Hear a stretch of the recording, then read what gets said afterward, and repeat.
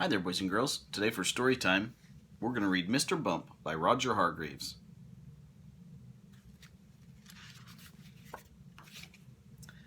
This is the sad story of Mr. Bump.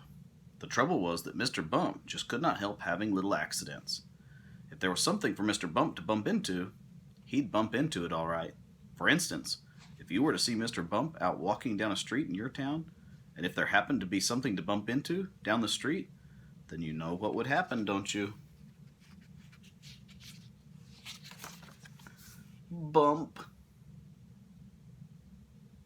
Oh dear, you have to watch where you're going so you don't bump into things.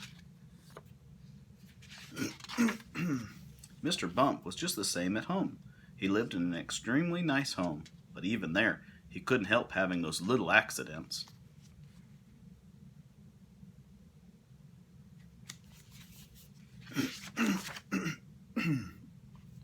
For instance, one morning when Mr. Bump went outside his house, he noticed that the chimney pot had come loose in a storm the night before. "I must fix that before it falls off," thought Mr. Bump to himself, and he hurried to his garden shed to fetch a ladder. It was a very long ladder.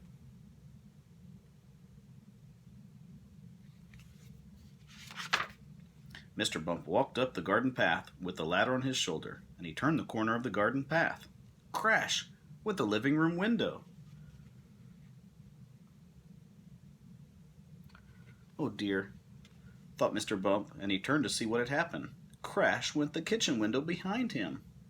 "Oh dear," thought Mr. Bump again, and he rested the ladder against the wall of the house so that he could climb up onto the roof and mend the chimney pot. Crash went the bedroom window. So you can see how Mr. Bump had his little accidents. Mr. Bump had also had many jobs, but somehow they never seemed to last very long. As soon as anything got broken, or lost, or splintered, or chipped, or snapped, or cracked, or torn, or burnt, or burst, or wrenched, or crunched, or split, or slit, Mr. Bump got the blame.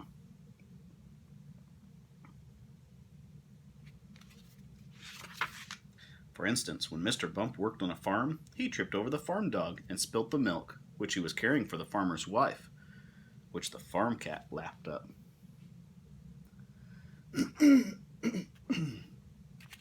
Excuse me. For instance, when Mr. Bump was a postman, he got his hand stuck in the pillbox, or the mailbox, the pillar box, and they had to fetch the fire brigade to come and set him free.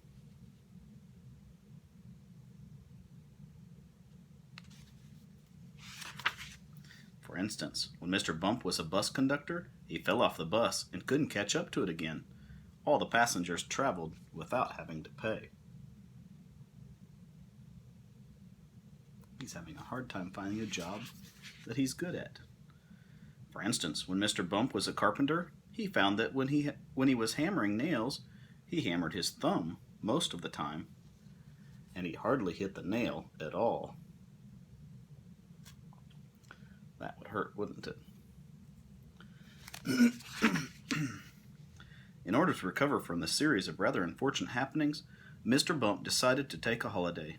There he could think about what sort of job he could do, and what sort of job he could do where he wouldn't be such a nuisance to everybody. So off he set to the station to catch a train to the seaside.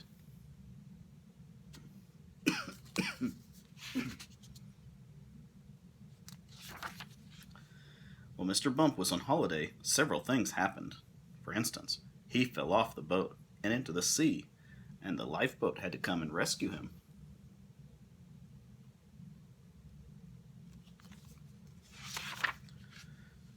One day, while he was quietly walking along the beach, minding his own business, he got his foot stuck in a bucket, and as he couldn't get it off, he had to walk around with it on his foot for several hours.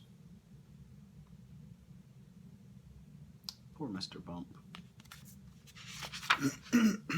Another time he was walking along the beach and he walked straight into a large hole that somebody had dug. He had to stay in there all night because he couldn't climb out on his own. However, despite all these little accidents, Mr. Bump enjoyed his holiday, and while he was there, he had a splendid idea about what sort of job he should do.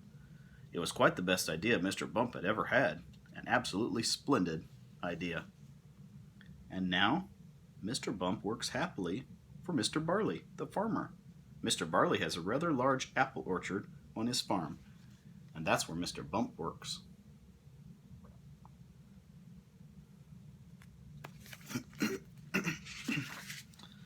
Mr. Bump's job is picking apples, but he doesn't use a ladder to climb up the tree to pick the apples, like the other apple pickers. Oh no, Mr. Bump has a much better way of picking apples. He just walks about, and before long, Mr. Bump, being Mr. Bump, walks right into a tree. Bump.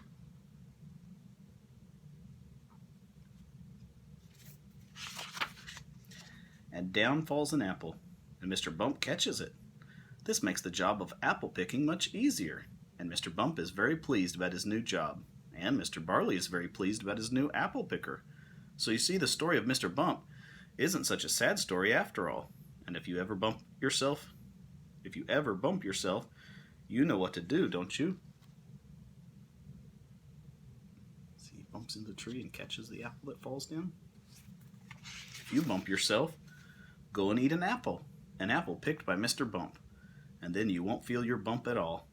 You'll remember that next time you have a bump, won't you? I hope so. The end. Mr. Bump. All right, boys and girls, I'll see you tomorrow. Bye-bye.